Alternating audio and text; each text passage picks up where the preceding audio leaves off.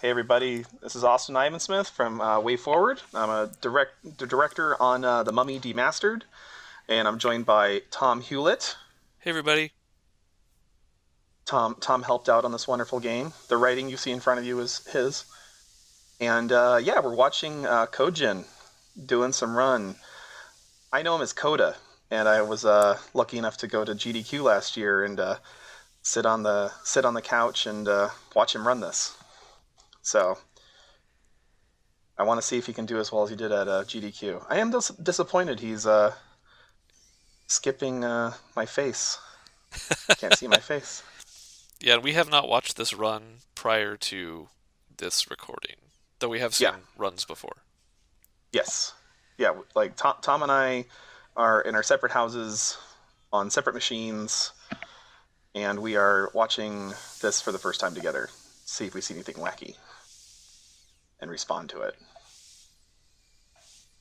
All will die. You did such a good job writing that line. You really captured the essence of the character, Tom. I have to sum up Aminet in 3 words. How do I do that? She's so skeletony there. Isn't talking as well. So yeah, this is a scene from the movie. You can totally tell. The art in the game's amazing, and I love it. And I just love these scenes. And it's so sad that these speedrunners just blaze through it so fast. So yeah, there's a really great community of WayForward speedrunners, and there's a mummy room, which is great. And actually, Coda just started doing what is it? Scorpion King, which is our Game Boy Advance game based on the Mummy franchise. So hopefully we can see Scorpion King getting represented at speedrun events in the future. Yeah, we make All sure we're right. involved in each mummy continuity, uh, if Oh, at all of possible. course. We're gonna you know, we have Brendan Fraser in our back pocket. He's our buddy.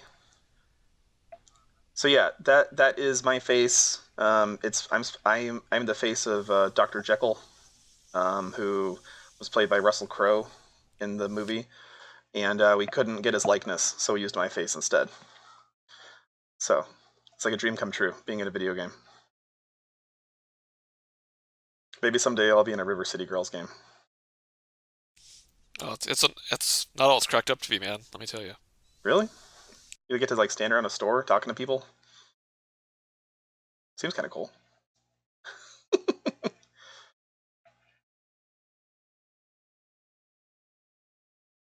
So you know what? He actually recorded this in December 2019, and since Coda made this, he's done a lot more. So yeah, I was at Awesome Games Done Quick in January of 2020, back before the world fell apart and everyone got really sick, and you just got the normal sort of colds and flus from major events of meeting in tight spaces. Tom, say something. Um, I'm just watching. So far, it looks pretty Oh, okay. normal, but he's skipping Yeah, all my yeah. dialogue, which I know. seems He works. seems personal. I'm not gonna lie. Yeah. So right there, I forget what they call that. I think it's cloud jumping. If you're gonna say it, basically they found that if you jump while halfway through the soft collision, you get like an extra little jump. You don't have to wait till you land, and it's pretty slick to see. I think one of the things that I loved about making this game is I just focused a lot on the player movement. Just wanting it to feel nice, and he says that he's told me that it's just really fun to run around in the game, and just move around in the places and jump through the platforms. It's just a fun game to navigate, and it's pretty neat. So now he's got the assault rifle. Yeah, this beginning area, it's all pretty basic. Nice little tutorialization of things to do. Oh, he missed that jump. He should really just start over. So this is 100% run. So Shut it down. I assume he circles back here at the end to like clean up things. Oh, I don't know why I just saw that it was 100%. So yeah, he's got to get everything.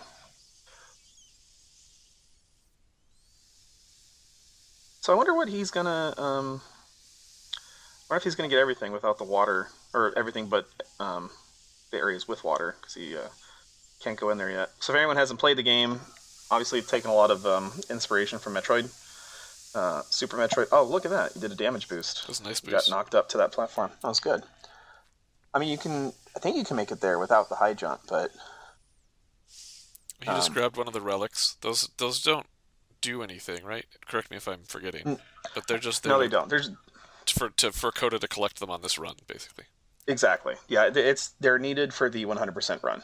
Yep. So this is our warp room. So we have to find that in order to trigger the tutorial. So you can once you found a helicopter, you can go to any other room with a helicopter. It's yellow because that's what you do in a Castlevania title. Oh, there she is. Aminette. Yeah, hey, she's eating that guy's soul, and she sustains herself on the living. So yeah, the game does follow the events of the movie. It's like we're one step behind what's happening in the movie. So if you watch the film, it follows the same beats of starting off in the English countryside and then going into the forest. And there's this ambulance which is overturned. It's a part of the film. Tom Cruise gets thrown from it before they get brought to Prodigium. So yeah, it's pretty neat. I think visually we had some amazing artists working on it, and it's a silly movie. And then when you watch the game with it, actually Coda, he hadn't seen the movie, so after GDQ, I actually I bought a copy of the game, got him a WayForward hoodie, and mailed it, or a copy of the movie, a Blu-ray, and I mailed it to him. And he eventually watched it. He said, like, oh yeah, now I can see where a lot of this stuff is pulled from. So it was pretty cool. It's a movie.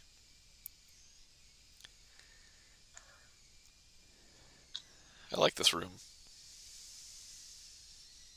I do too. It's just like, I try to make it so that the platforms weren't too stupidly unforgiving, you know?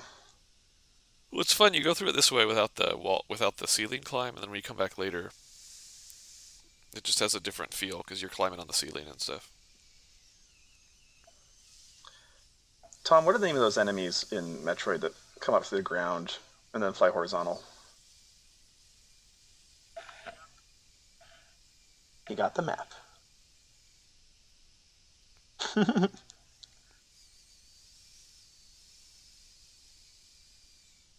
It's a good drop. Yeah, wow. So this is the room where you need the ceiling cling to Yep. get up there. But Do you? yeah, so you're supposed to. I think I remember I checking think that damage boost when we were making the game to make sure it was possible. yeah, I think I don't remember if I didn't care or I was like, well, no one's gonna do that. I think we Well, talked about it. yeah, he has to do because he has to do it the other direction too. Yeah, that's right. So you have to So intentionally do it. it's You can't accidentally do it and get out of there. yeah, it's risky. So he's just gonna completely bypass this area. He's not even going to kill the spider yet? No, yeah, I guess not. Got to get to the good levels. I don't blame him. Yeah, exactly. Okay, so Tom. In addition to writing the wonderful script and Aminette's amazing dialogue, Tom designed a few of the stages in the game. He designed all of the. Oh, what was this called? It's been so long since I made it. Subway. Eat Fresh, and then he also did. It is horror. Yeah, it is. What was the other I did area? Prodigium? Prodigium. You did more rework on Prodigium than this area, Yeah. but I did the first pass on Prodigium.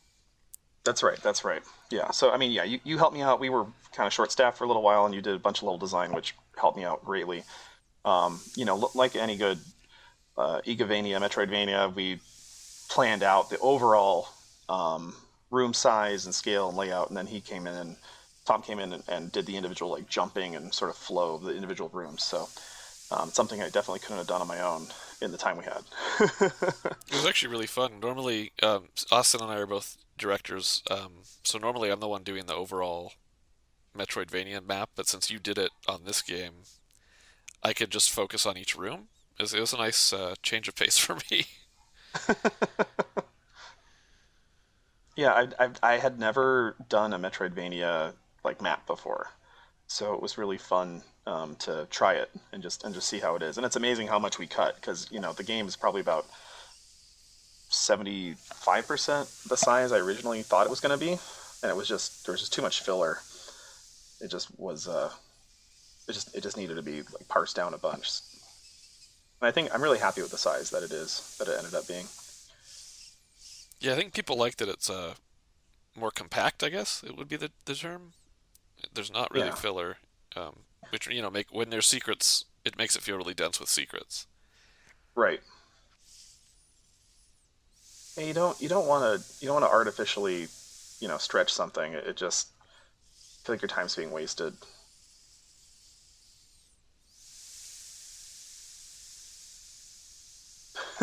Let's go. So Tom, Everybody loves those do you prefer locusts. taking the elevator on the left, or do you prefer jumping on the right in this stage you wonderfully designed? Um, I like the elevator, but I definitely tried to give the people a choice in that room. Nice. How kind of you. Yep, Man, there's doing he's those jumps. eating those jumps. Yeah, exactly.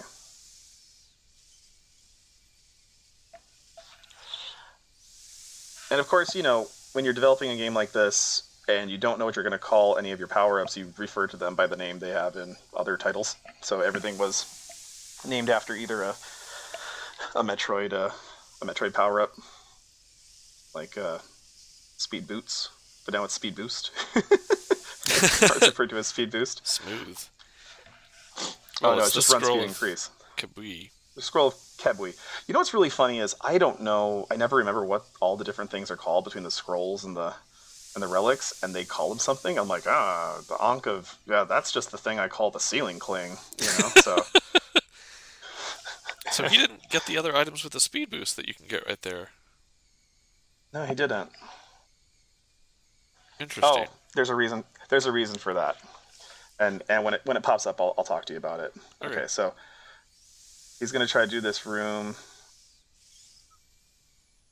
and then he's got to get that, but he's gonna lose the speed for the perfect run of this room. So Tom did a really good job to make sure that if you have the speed boost, and you start on the one side and run through, you don't get hit by an enemy. Yeah, for this whole stretch. Uh, Oh, he slowed but he down. did that roll there. He did a roll there to slow down because I Oh, yeah, that's changed how it I on have it you. timed. Yeah. So you have to start over. Yep. But look at that. He's doing it. Yeah. He Living is the doing dream. it. Oh, Now, that's he's not doing this on required. purpose. It's a So I trap. forget why. Let's see. So he's bringing down his health super low on purpose right here because he's going to boost. He's going to do a damage boost here. So he's going to die. Well, not yet. Save his game. Safety save. Look at the Oh, is he camera. placing a zombie in a specific spot? Yep. Oh, cool. Yeah. Have you seen this? No. Okay. So, oh no, he died. Why'd he do that? So in our game, when you die, you come back as a zombie because Aminet resurrects the dead. So now you come back as another agent from the save point, which is right next to it, and then you have to go and kill the other zombie. But I don't know if he does it right away. I think he loses a bunch of health first. Yeah. Now he goes and he does another setup. So he goes up here to place a guy here. So now he's got two of these guys, right? This is so great. I had no idea that they use that as a strat. I remember when someone sent me a video of it, I was shocked and I felt dumbfounded. So he's going to kill the original guy, get all of his gear back, including the weapons and the extra health pack he had. And then he's going to go up here, and this guy is going to shoot upward at him, Oh and my he's going to take a damage gosh. boost. Yeah. It's like, well, the rats can't get us. this is a Oh, damage boost we neat. tried to get rid of for sure. That's Well, so we did with cool. like we did That's with all so the flying cool. things and the Oh, rats, that's so cool. and he found another way to do it. It's pretty neat. And So yeah, yeah, and so just so it wasn't in case it wasn't clear, since the he died out below, that got all his actual gear, and then the second zombie that he left there has no gear on it. So yeah. he So that zombie can just hang out and just be there. He yep, doesn't need to do anything to it. Doesn't affect the percentage at all. and it let him skip a boss. Yeah, which I thought he was gonna fight. I'm really curious about this. Like what the because the run I've seen him do is an any percent. I've never seen him do a 100% run. So this isn't the path I was expecting. But so Tom, you designed these levels too, right? Yeah, especially Yeah, the bottom area for sure. I think you changed more on the top when you were putting in the shortcuts when you have the non shine spark, the spine yes, shark. the spine shark. Oh my god, I wish we had called it that sooner. I would. I, I wanna have a spine shark in a game now that does a shine spark. No, you almost did it. So this is the best Oh room gosh, and would you look at the the time? best. I gotta The, go. Oh look, look at that damage boost. if only that shortcut wasn't there. No one could have seen it coming. So Tom didn't like that. I built the room differently. Yeah. Okay, we'll get back to that. But what I like in this room is we don't do this much in this game, but he got that item and he comes back and now there's enemies and the background changed. So cool. These guys are cool. If they touch you, they hurt you, but if you shoot them, you they explode in 8 directions and they're scary. It's a nice twist on the Castlevania Ghost. Yeah. So I didn't want to. The way it was originally designed is you had to go through the water through the bottom, and it just felt like it was bad backtracking to make me go back through the water. And I put that in, and Tom's like, "Don't do that. It's not good." I'm like, it'll be fine. What's the worst that can happen? And that was, you know, completely bypassed the cool thing Tom did, and I apologize. Well, since we're talking about it, the just as viable design philosophy I was going for, which is it's all just different approaches. It's fine, but there's a fish in the water that you can't fight because while you're swimming, right now your actions are limited, and Right. so you escaped it. You go down the empty room without skulls in it. You get the item. Now you come up through the room with the skulls in it, and the whole time you know you have to go back in the water where that fish is, and he's going to damage you. So it makes the ghosts even scarier. Mm. But Yeah, that makes sense. Austin likes damage boosts and hates fun. So I'm not a good enough gamer to see damage boosts ahead of time, unfortunately. these jars are fun with These, I yeah, really they're my favorite I actually enemies. spent a lot They're of the time placing the background jars versus the jars that pop and make enemies. yeah. Um, I really wonder if like people, especially younger kids who play this, if they're like shocked and surprised by that enemy because I think they're just so neat. Um, and they're based on the Frankenstein, the original Frankenstein film, because there was a brains in the jar right at the beginning and a cool tentacle. Oh wow, he went right through that thing. yeah, do you want to talk about enemies that you initially thought of that we didn't do, or is that not cool to talk about? I don't remember actually, because I think some of them were denied for like license reasons or whatever. Because initially it was different groups at Universal wanted it to be based on like the whole Marvel, Dark Universe. wrong studio, the Dark Universe, the whole Dark Universe. Well, Dark Universe and also the historical universe of Universal monsters. That's their big thing.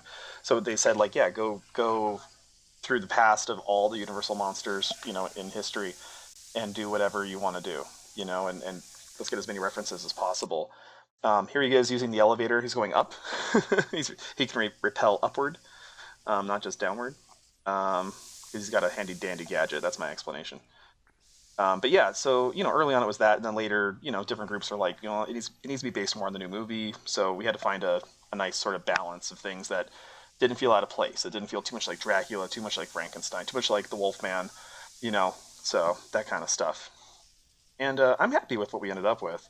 I don't know if there's anything that was really on the cutting room floor that I'm disappointed about. I liked the was it the vampire women or something? Yeah, they were like, I forget what they're called, but they're like the brides of Dracula, Yeah, that was a cool and idea. yeah, and it was just I'd wanted them to be like kind of like the scary librarian lady from the beginning of Ghostbusters. Oh, So so they're just good. like this like calm, peaceful thing, and then they see you, and then they shriek and like a harpy. Oh, the flamethrower! I love this flamethrower.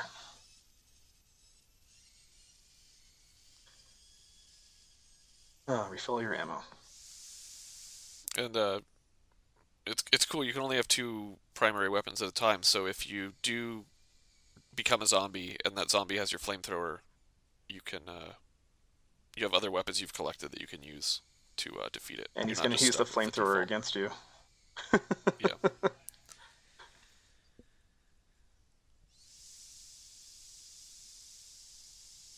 Oh, look at that! That wolf is chasing him. man, that last puff on the flamethrower is so cool. And he really knows that area. And get a good flow going there. That's good. So he went up there for the flamethrower. I wonder what he's gonna use it for down here. I wonder what the advantage is. Hmm.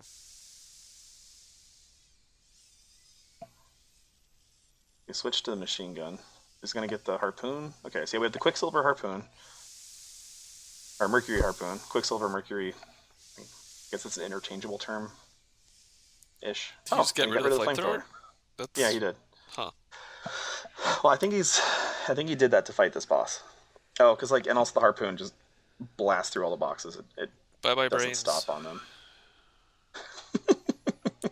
Is he gonna use this to do the Robert technique? Yes, he is. So, um, the boss is just off screen, and he's taking damage.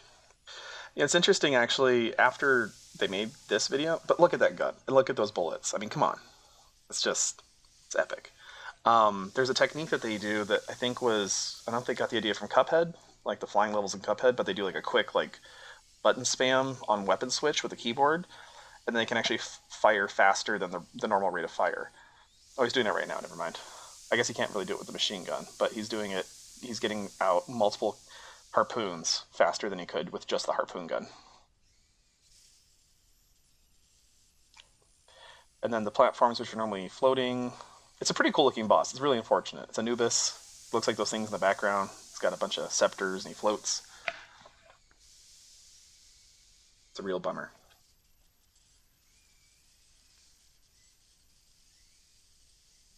What do you think, Tom? There we go. So he has to leave the room or I'll get a soft lock. So now, because you can come back to this room after you beat the boss. So now he's back in this room. He's going to go up here and he hit he hit a dialogue that just had a bunch of dots. Okay, so this is great because I actually taught him how to do this. He Wow, he did it. He did a tiny jump there, but it was actually if I taught him when he was practicing at GDQ that if you don't jump, you just run off the bottom. That last wasp just flies right over you, so Which you one don't of even us have set that to up? worry about it. Is that me or you that set that up? Me, I think it was me because I think even you were like, I can't make this jump, and I showed you Yeah, just. I that wanted sounds one where right. you didn't have to jump every time. Yeah. So I was like, someone's going to discover this, and it's like, well, the guy who runs our game the most didn't find it, so I'll just tell him. Hook jump, Hook jumps are the best jumps got in another gaming. relic. That's right. This is what's that museum? The British Natural History Museum or something.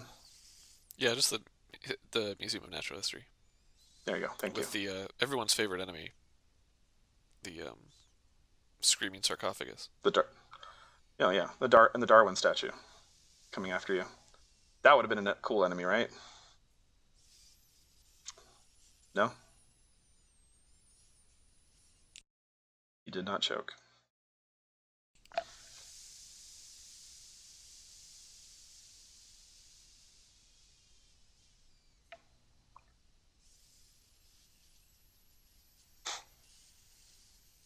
Wow, gosh, just making it look effortless. Now the best stage with the best music. Yep. The yeah, so me coming on and doing some levels allowed Austin to fit this clock tower in, um, which is great because it's a cool level with cool music, like you said, Yeah, it and it was about to be cut. It was about to be cut from the game, would have been a shame to and lose it. yeah, I mean, you can't have like a Castlevania style game without a clock tower, right? And you know, what's more famous than the Queen Elizabeth Tower in England? Well, I think the Big Ben Tower is more famous than the. Wait, which one's the Queen Elizabeth Tower? Wow, what a natural setup. This is our history lesson. So I learned. See, here's the thing. I didn't know this, but the artist Thomas Feichtmeyer taught me that the tower's not called Big Ben. The tower's called the Queen Elizabeth Tower, and Big Ben is the bell up in the top. He was such a big source of I don't know, information on that. It was really it was really neat to like learn that, and he had like images on it. So like the setup originally was going to be, there's a clock tower in one more room, but he showed me that where the bells actually are relative to the clock face, and so we sort of changed the design of the stage around the real layout of the structure, which is kind of neat.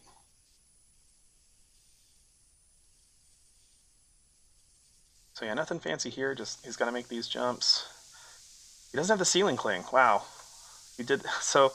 I can't imagine doing that without ceiling cling. So I love these guys. They are from the original Mummy movie, and in that movie, right at the start, like the pharaoh, he buries is it Imhotep? I think that's the guy who becomes the mummy, and uses a bunch of slaves, and they kill all the slaves. And there's a shot of a slave just getting a spear through his gut, with like 1933 era special effects, and it looked pretty cool. It was really epic. And then for every Mummy sequel after that, there's like probably two, three, four of them. They had like previously on, they had like they showed the previous movie, and it was always that shot of the guy with the spear through his gut. So I had to use it. And so what he's exploiting there is a debug feature, right? Excuse me, what? Getting the ceiling cling at the start of this room. Didn't you place that there? Yes. Yeah. Okay. So we made this, we made this game in the Unity engine, and each room is an individual scene. And for programming, I don't think we had like a real quick and easy way to just unlock the correct things for the correct rooms. And because you need the ceiling cling to get here, which you obviously don't since you did it without it, I put one at the start. So when the programmers were doing it, we could just load into the scene, grab the items we need right away, and then do the boss fight. For me, it was like a shortcut, and I didn't take them out because I didn't think anyone would ever see them, and they do. So, so everyone gets to see the secrets behind the curtain on that one.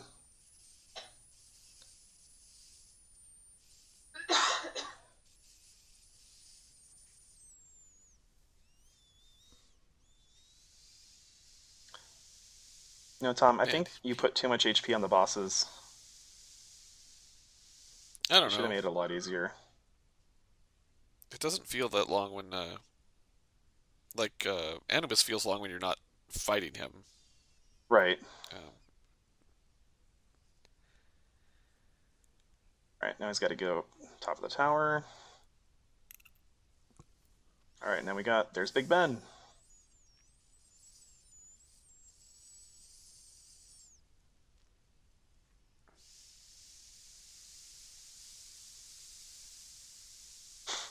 It looked like nothing, but so when's he I gonna don't turn around and get all understand the what the items? cycle was. I don't know. Well, I think now because this is the underwater ability. Ah, So I think now he's done in this tower. So he just has to backtrack as fast as he can. which is another fun part of this dungeon is basically a lot of the climbing you were doing was just continuous screens, so Yeah, he can just yeah, that dive was right it was down. definitely intentional too. Where it's like I want to make sure there was fun ways just to fall through on purpose, not just to mess you up when you get knocked back by an enemy. So now he has a ceiling cling, so he can come over here, but he didn't use it. Oh, jeez, almost didn't make it. He saved it. Just gets more health. Yeah, because he has to get like 8 more health packs, right? Yeah.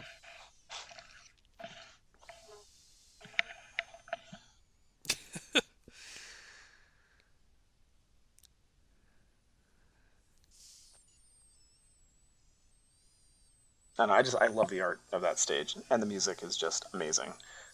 Um, Monomer, did the music for our game, and that was like the best song ever. I still listen to it just for fun. I still have the CD you made me in my car from when it was in development. Oh, do you? It's like you gotta listen to this.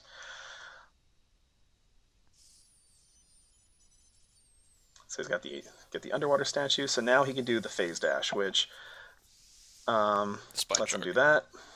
that exactly. So What? yes. Now this is where out of bounds comes from. When you do a ceiling cling, and so he has to actually travel in the direction through the door.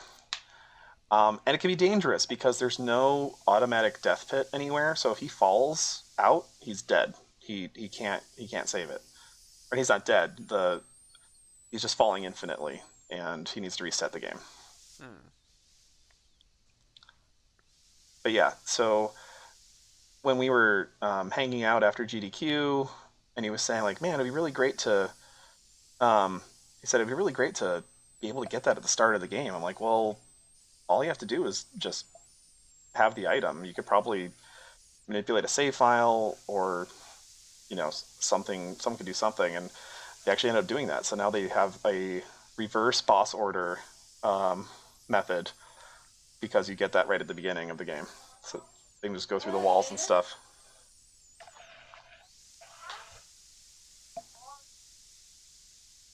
Wow. I think I did this room also, and one of the water rooms. You might have, yeah. I forget.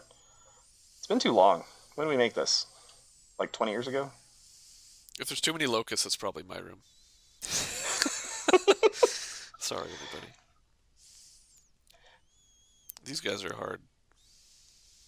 Yeah, but look, oh, did you just face dash to him?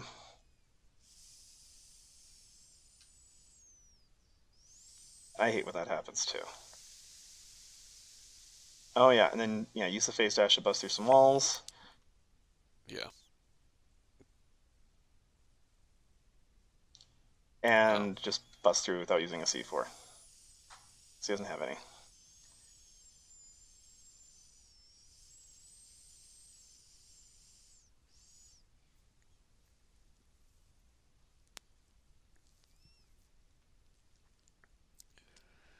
This is interesting. So,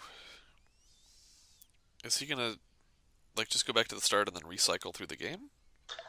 I think so. I think he's gonna get the last helicopter maybe, Yeah. and then he'll just go back to other areas so he can get the other items. Yeah. Okay, so now we can go back to the other overworld areas. Because, the helicopter, obviously we wouldn't land in a cave. I tried to make sure there was rappel elevators close to all the helicopters, so there was a nice flow, so it didn't feel too laborious going from one to the other. Oh, here we go. So now he's got the boost. You can jump up to the ceiling. Oh, and then he kind of screwed up there, but he's not happy about it. But yeah, so get this health item. It's actually hard, but like you just said, we have the shortcuts with the rappel points, but it's actually hard to see them on a normal progression until you can actually rappel down. Like you're not really going to encounter them and wonder what you're seeing, Right. which is pretty This is cool. good. So he does this here. See, that's awesome. I was hoping to see something like that where he can just now he can get extra armor. So it's like he's got the berry suit. Now he can go back and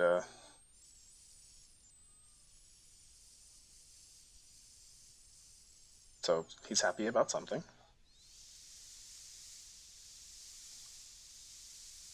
Oh, here we go.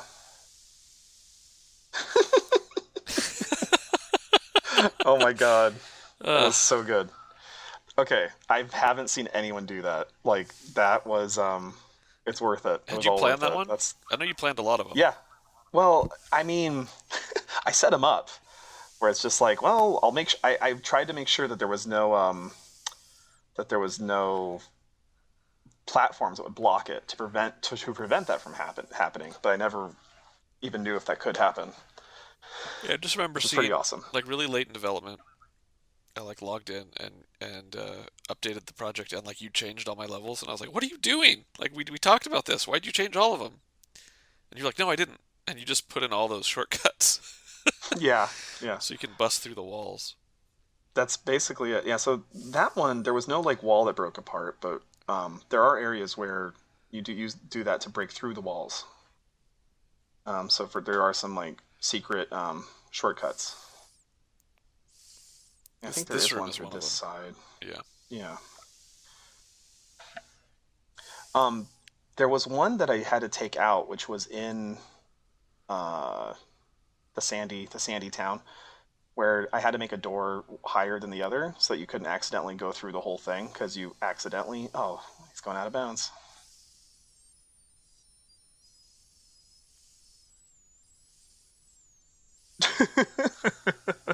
Well, that was impressive. It's fun Oh watching an no. old. It's like Coda Origins.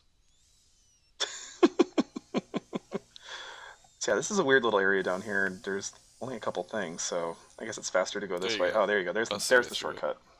Yeah, Yeah, exactly. I think I had one breakable in there, and then you were like, "Oh, I can make all these You know. breakable."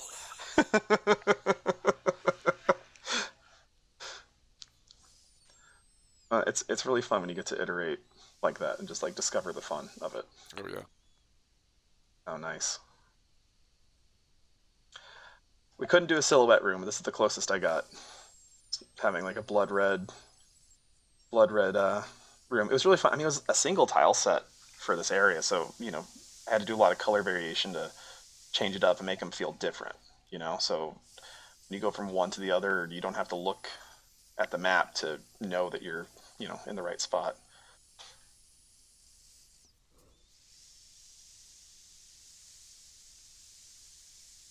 That was a big thing. I think I learned from Mighty Switch Force because it was a one tile set game, but I had to do 16 stages with it, and finding neat looking color combinations was the way to go. Okay, so he's gonna do the same thing here. He's gonna just drop fast and try to get into the door.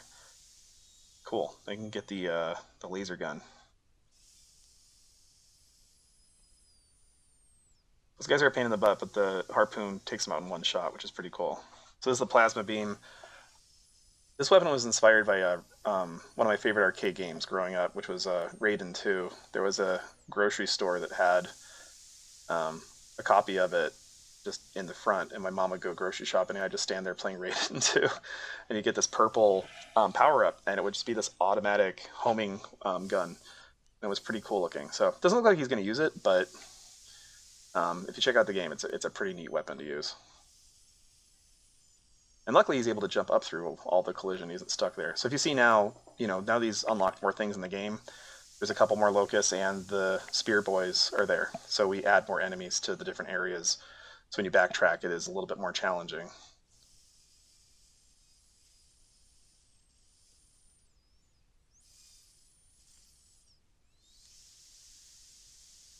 How you doing, Tom? Huh? How you doing? You good? Just watching the fish. Just watching the fish. It's relaxing. I just really like the feeling of these water areas from the beginning. It just feels like, um, as a player, it's like, oh my gosh, this was all down here the whole time. Yeah. You know what? You know what's funny is in the original design, I think I might have had the water pickup be one of the first things you get. Yeah. And when we were designing more stages, there was less water the further we went, and it was like, okay, well, I guess I should change this. I Wow, think look at that was that. part That's a of our, great shortcut. like, we had all the areas, and it was like, how do we. I think that's like the paths where we added secrets. And it was just like, let's There we go. optimize what we have. I was like, hey, let's That was just, an optimized relic right there. let's juggle Sorry. these around. And it changes the flow. It's more effective this way, I think. Oh, absolutely. It's such an obvious answer that I feel dumb for not having thought of it sooner, Where it's like, oh, duh, you can get the water and do more with it, um, you know, and it makes the backtracking a lot more rewarding, because Hmm. you are familiar with it. Um, Other thing, I'm proud of is there's 7 areas, but one of them is just the desert street of London. based on the event in the film. But that's a really small area, and if it was much bigger, it would just feel so tedious. So it's always good to know your limits, to know like how to edit yourself. Flamethrower is working great on those guys. Is he gonna bust through the wall here? Boom! Yep. That last stump. See, that's what you were setting up at the end. I think so. Yeah. Like, we can destroy this stump. Not stump, but whatever. Piece of Oh ground. yeah, that little. Yeah, yeah. What's he doing? Wow. Wow. He avoided the bad spider area, the bad spider room. It's Oh very man. wow. It's impressive. So I think this is supposed to be where you go after you get the sailing clinks. Now he's going to come back and, well, I guess he doesn't have to fight the spider because there's no relics over there. So you can do 100% without even fighting some of the bosses. Ooh, shotgun. I really like this shotgun. It's a fun weapon. Oh, he's got the plasma beam. There you go. So yeah, it fires in front and then it like homes in on enemies if they're nearby. Feels like a Ghostbuster gun. Kind of, yeah. Maybe that was the inspiration in Raiden too.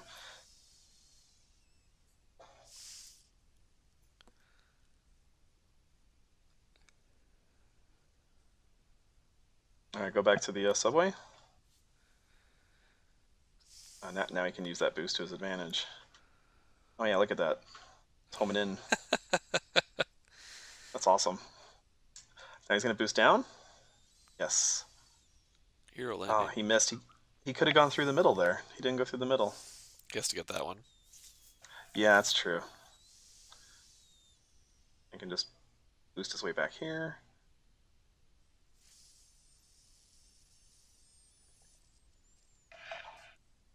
Boom.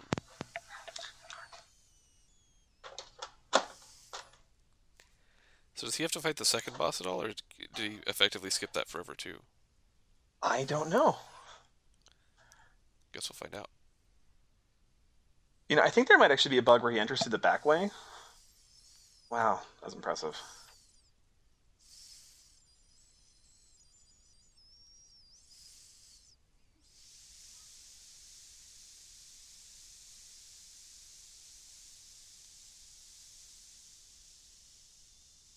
I'm just floored because now I have no idea what he's doing and what he's going to do with it. There Boom. we go.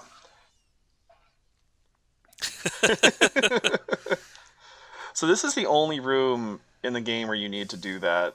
Well, actually, I think you can just do the phase dash, but I put that little spot in the middle. So if like you played around this room and you look at your map, you'll have a big hollow spot in the center. Be like, wait, how do I get there? That's why I wanted to have that spine shark, Going down my elevator.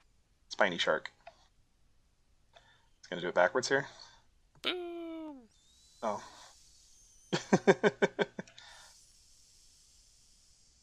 It's nice having a room like that where you can't go one way and then you have to like you can't backtrack through it until you get the unlockable that lets you backtrack. Yeah. That was initially to force them up to get the speed boost so that they couldn't. If they got Yeah, they that couldn't far, they couldn't get accidentally lost. miss It it.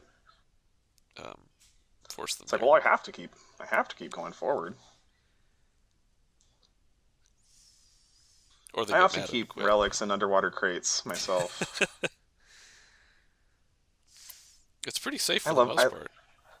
yeah, get some rust-proof metal. Oh, let's see what it is here. Oh, nice. Yep. There you go. Spine shark. So like right there, that's intentionally there, that little lip to stop you from getting too far.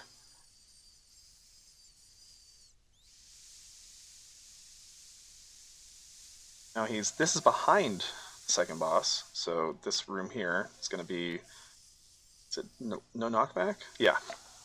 So this is nice when if you beat the second boss and you get this and you're like, oh cool, I'm not getting knocked backwards. Oh, but you need the C4, so you wouldn't get it right away. You have to backtrack. But it's nice when you're in those vertical rooms and you don't fall back. Okay. So now he's loaded into the boss room, and Aminet's pointing to the left because he's at a door on the left. And if he would have gone here first without the ceiling cling, I think he would have gotten the ceiling cling here too. So you can see how she's facing one way, but her VFX are facing another because she's being dynamically brought in, but the VFX are like tied to her. But yeah, now he can run to the right, I think, and get the what is it? Oh, incendiary grenade. That's right. So I guess this is like the first boss. Or no, he fought the other one, the scarab. And he just leaves. See ya. Oh man, that's great. It's nicer that way. That boss gets to live. Hey, that guy's still there. Put him out of his misery. Nah. The boss gets to terrorize the subway, the tube under The underground. under all of England.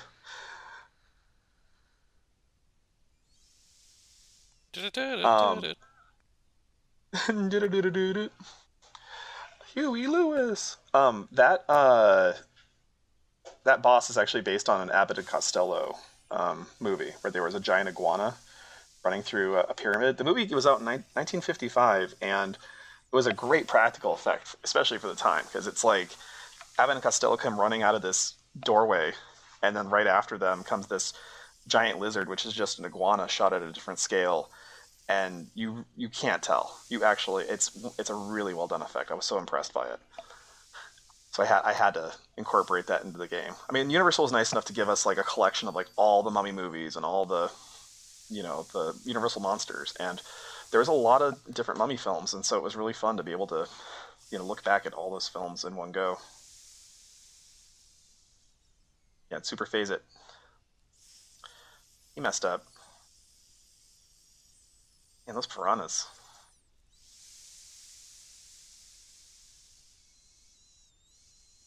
Because I think he could have like spine sharked up through this room.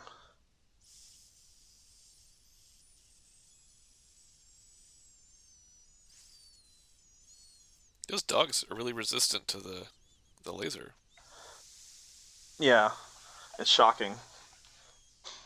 I also think that when you have the no knockback, you're not your speed increase isn't interrupted, so he can just take damage from enemies but not lose the speed up for the spine shark. I'm just gonna call it that. I love that now.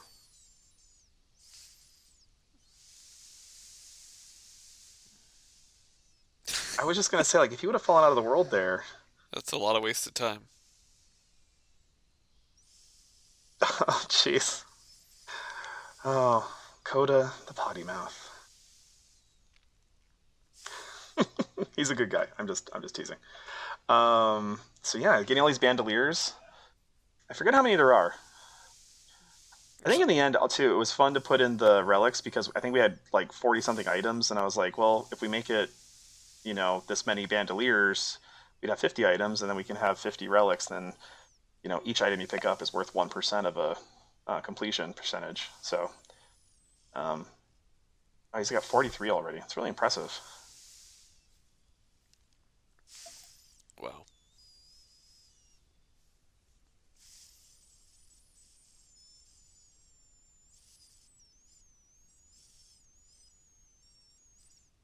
There we go. Well done. So I think he's just one more health pack. All right. Is he gonna? So now he can do another. This is my favorite. This is like the room that had the most intention for a boost. Okay, It's there we all go. through here.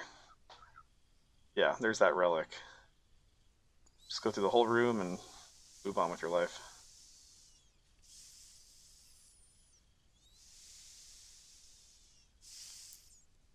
So he doesn't have to go back to the tower. I think he can pretty much just move on. Nice.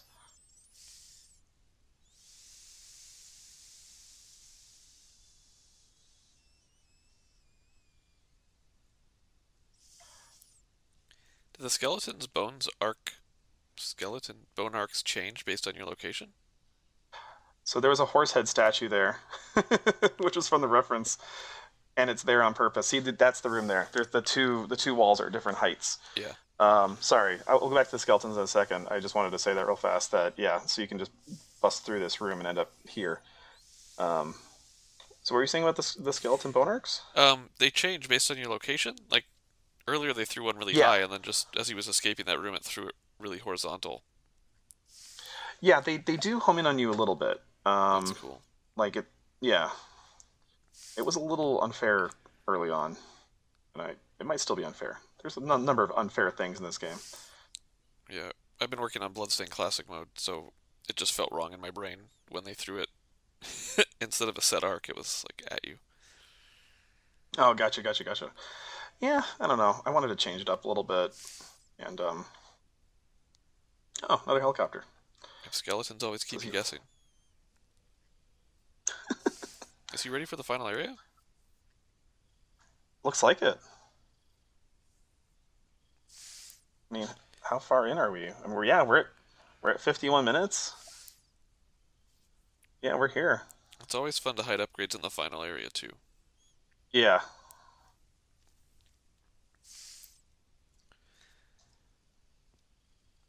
Oh, he's taking the lower route, Yeah, this is the lure backwards, route. right? From what we intended. No, I really wanted to keep it open. However, people wanted to get in, either up or down. Oh wait, no, it was the upper route. Was there he just skipped a save room at the top? That's what it was. Oh, There's we both thought he did that. At least for both of them. we know this game. We worked on it at one point in the past. And yeah, the map isn't here. And yeah.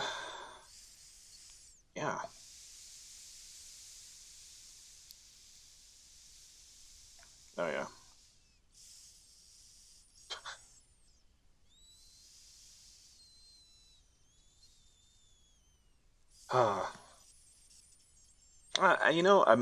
I'm now stuck in a trance. It's been really neat. It's like watching all this stuff and all this setup, and it's interesting that he can't use the ceiling cling to get through this as fast because I don't know if it's just an unsafe strat or he uh he can't because it's all going downward versus upward. Um, there is a way in the upper route. I think if he would have gone above the save room, um, oh, wait, there's a relic down here. I guess he can't. So he still has one more relic to get. I think there's another health item Yep. There's one more left health of the upgrade. main hallway. Yeah. Yeah, yeah. So he's got to go like all the way to the left. But he could potentially spine shark all the way through that room. Oh, nice. Oh, rad. That was good. That was There you really go. good. Good angle. Got all his ammo. Got his last health pickup. Nice. He's set up. He's ready to go. See, yeah, now he can do that. That's good. And all the relics. And the last relic. Awesome. Yeah.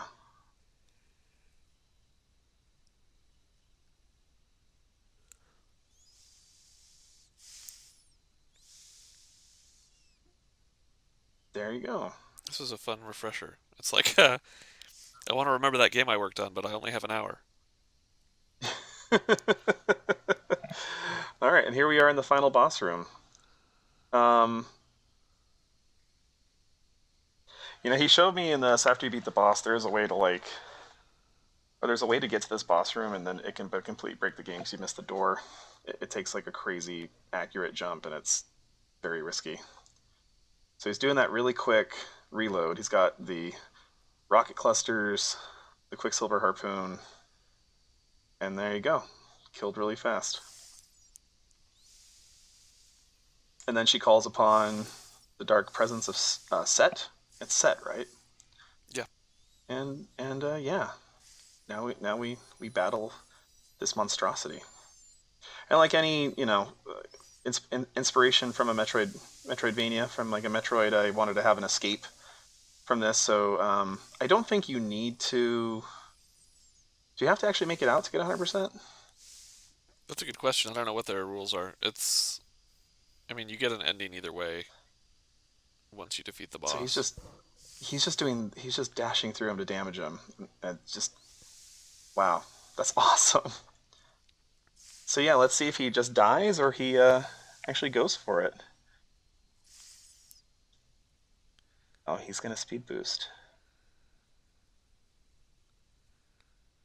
There, you get to see my face one last time. That's Austin trying to go. And You're playing it there we wrong. go. Boom. I put the shortcut in for people, and he didn't know about it. And I was just hanging out his stream one night. I was like, you should just jump up through that. He's like, what are you talking about? And then he did it, and his jaw dropped. And I got a nice visual call out there to get through this. Of course, you can't save the animals Get if you skip it. exactly. I want to do something like that, but I'm like, I don't want to do any kind of animal saving. And he has to get to this helicopter, and that's it. Get out before the timer goes off, and you're good to go. Wow. Yay! Good job, Coda. So took him 55 minutes, 47 in-game timer, and there's three different endings. And this one is you had someone die, but if you die when everything's collapsing, the helicopter's empty, and if you never die at all, the helicopter's full of bros just like high-fiving. So, yeah, gosh, We it's should have done really one where there's a zombie bro in the helicopter with you.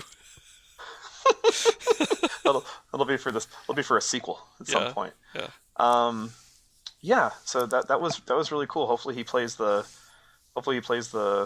credits all the way through. Looks like there's still some time in this video, so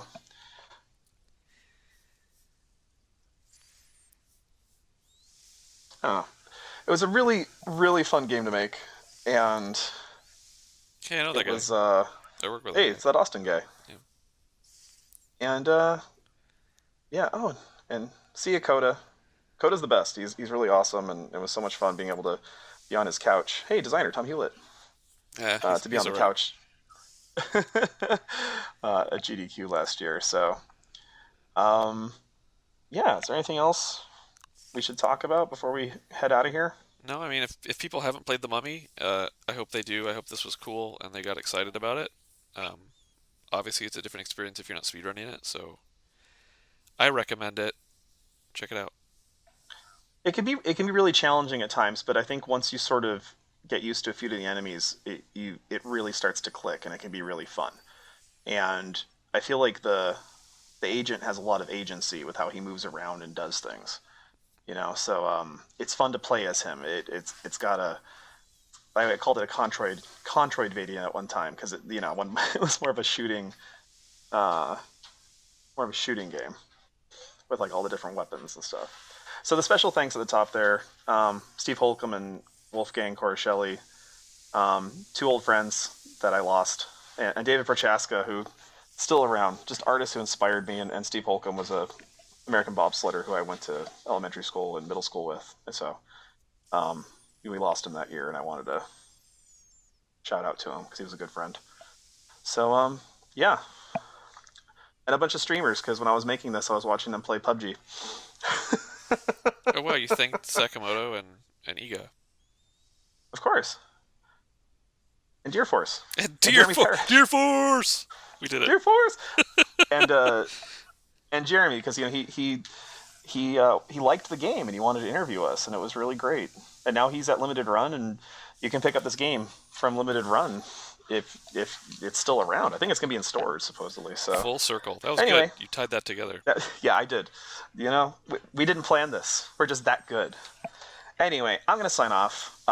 Thanks for watching, and Tom, thanks for joining me, and thanks for helping me make an awesome game. Oh, anytime. It was my pleasure, and I'd do it again. We'll probably have to do it again. We find out our audio's broken. So, but yeah, thanks again. This was great, and yeah, I hope you guys hope we get to do more of these in the future because it's really fun to watch people play our games in ways we never anticipated because it's always neat to just get a different take on it. So yeah, thanks again. Take care, everybody. Bye, everybody. Thanks for playing.